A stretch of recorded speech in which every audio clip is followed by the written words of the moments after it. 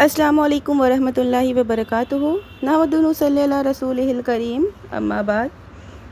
جیسا کہ اس سے پہلے نکاح کے بارے میں بات کی تو اب سوچا کہ کیوں نہ طلاق کے بارے میں بھی آپ کے سامنے چند باتیں پیش کروں، کیونکہ مسئلہ طلاق اور 3 طلاق والا مسئلہ بہت ہی زیادہ عام ہوا ہے ہمارے معاشرے میں۔ تو آج میں اپنا ویڈیو مسئلہ 3 طلاق کے اوپر ہی بناؤں گی۔ 2 پارٹس میں ویڈیو آئیں گے، آج پارٹ 1 ہے۔ بنا تاخیر کے ویڈیو شروع کرنے جا رہی ہوں۔ اگر ابھی تک آپ نے میرے چینل کو سبسکرائب نہیں کیا ہے تو پلیز سبسکرائب مائی چینل۔ نکاح شرعی کے ذریعے زوجین کے درمیان جو گرہ لگائی جاتی ہے، اسی کے کھولنے کا نام طلاق ہے۔ تو سب سے پہلے طلاق کی وضاحت کر دی آپ کے سامنے۔ نکاح ایک مقدس اور پاکیزہ رشتہ ہے جس پر تہذیب و تمدن کی بنیاد قائم ہے۔ اللہ تعالیٰ نے نکاح کے ذریعے نسل انسانی کے تحفظ اور بقا کا انتظام فرمایا ہے۔ اگر انسانی معاشرے سے صرف رشتہ نکاح کو خارج کر دیا جائے تو انسان اور جانور دونوں برابر ہو جائیں گے۔ اس لیے رشتہ نکاح کو تمام انسانی تعلقات میں سب سے مضبوط قرار دیا گیا ہے۔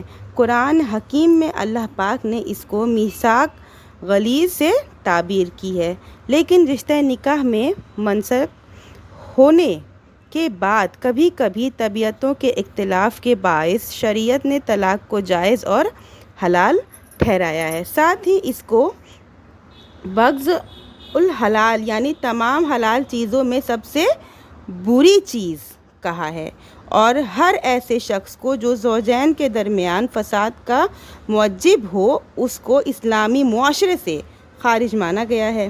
ایک حدیث میں اللہ کے رسول صلی اللہ علیہ وسلم نے ارشاد فرمایا ہے، لیس منا من خبب امرأۃ علی زوجہا۔ ابو داؤد کی روایت ہے، یعنی وہ شخص ہماری جماعت سے باہر ہے جو عورت کو شوہر کے خلاف بھڑکائے۔ عربی زبان میں شادی کے بعد مرد کو محسن اور عورت کو محسنہ کہا جاتا ہے۔ عربی میں حسن کا معنی قلع ہوتا ہے، گویا نکاح مرد اور عورت کو برائی سے ایسا محفوظ کر دیتا ہے جیسے قلعہ آدمی کو محفوظ کر دیتا ہے۔ نکاح کی تعبیر کے لیے حسن کا لفظ استعمال کرنا نکاح کی پختگی کی دلیل ہے۔ سنن نسائی کی روایت ہے کہ رسول اللہ صلی اللہ علیہ وسلم کو ایک شخص کے بارے میں اطلاع دی گئی کہ اس نے اپنی بیوی کو ایک ساتھ 3 طلاق دے دی ہے۔ یہ سننا تھا کہ رسول اللہ صلی اللہ علیہ وسلم غصے سے کھڑے ہو گئے اور فرمایا، ایُلعبُ بکتاب اللہ وانا بین اظہرکم، یعنی میں ابھی تمہارے درمیان موجود ہوں اور اللہ کی کتاب سے کھیل کیا جانے لگا۔ مطلب واضح ہے کہ اللہ کی کتاب میں تو یہ تعلیم دی گئی ہے کہ متعدد بار میں طلاق دی جائے، لیکن لوگ اس کے خلاف ایک ہی بار 3 طلاق دے دیں تو گویا اللہ کی کتاب کو کھیل بنا رہے ہیں۔ آج اللہ کی کتاب کو ہر دن کھیل بنایا جا رہا ہے، لیکن ہمیں احساس ہوتا ہی نہیں ہے۔ نکاح کو میثاق غلیظ سے تعبیر کرنے اور طلاق کو ابغض الحلال کہنے کا تقاضا تو یہ تھا کہ رشتہ نکاح کو زیادہ سے زیادہ مضبوط کیا جاتا کہ طلاق کا کم سے کم وقوع ہو، لیکن حیرت ہوتی ہے کہ مسئلہ طلاق ہمارے فقہا اکرام کی فقہی موشگافیوں کے لیے تختہ مشق بن گیا ہے۔ جیسا کہ آپ کو پتہ ہے کہ 3 طلاق کا مسئلہ کس طرح سرکار اور عوام میں عام ہوا تھا۔ کبھی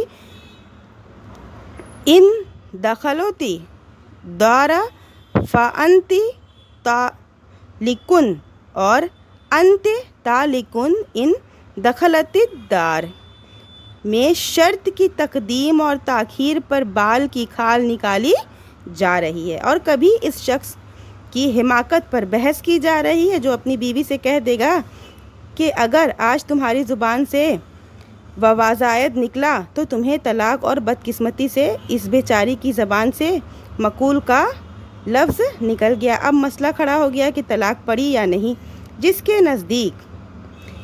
کے نزدیک تعلیل اور واو مفعول گراہے ہے اس کے نزدیک طلاق نہیں پڑے گی، اور اگر جس کے نزدیک تعلیل میں اصلی واو گرا ہے اس کے نزدیک طلاق پڑ جائے گی۔ امین الصیغہ: غور فرمائیے، شریعت تو یہ چاہتی ہے کہ طلاق کم سے کم واقع ہو، اور ہم وقوع طلاق کے لیے صرفی تعلیلات کے بہانے تلاش کر رہے ہیں۔ حافظ ابن حجر رحمۃ اللہ علیہ نے فتح الباری میں ایک واقعہ نقل کیا ہے کہ ایک شخص نے سعید بن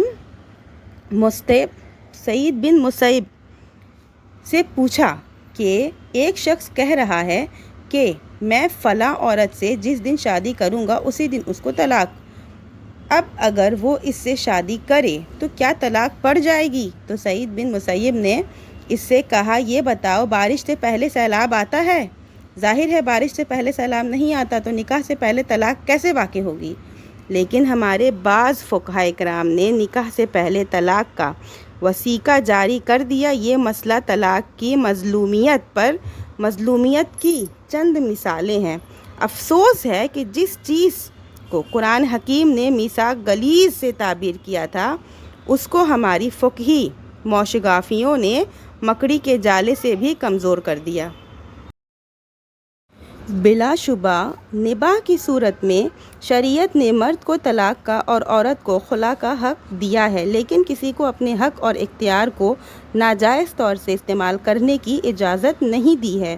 اس کی اجازت اس وقت ہے جب شریعت کے عائدہ کردہ حقوق زوجیت میں اختلال واقع ہو، جس کو حضرت ثابت بن قیس بن شماس رضی اللہ عنہ کی بیوی جمیلہ نے اپنے خلا کے لیے رسول اللہ صلی اللہ علیہ وسلم سے سفارش کرتے ہوئے کفر سے تعبیر کیا تھا۔ صحیح بخاری کی روایت ہے۔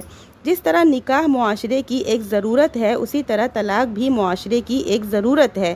حضرت عبداللہ بن عباس رضی اللہ عنہ فرماتے ہیں، لا طلاق الا عن وطر، صحیح بخاری، یعنی طلاق ضرورت کی بنا پر دی جائے گی، بلا ضرورت طلاق نہیں دی جائے گی۔ ایک دوسری حدیث میں رسول اللہ صلی اللہ علیہ وسلم نے فرمایا، کثرت سے طلاق دینے والے پر اللہ کی لعنت ہے۔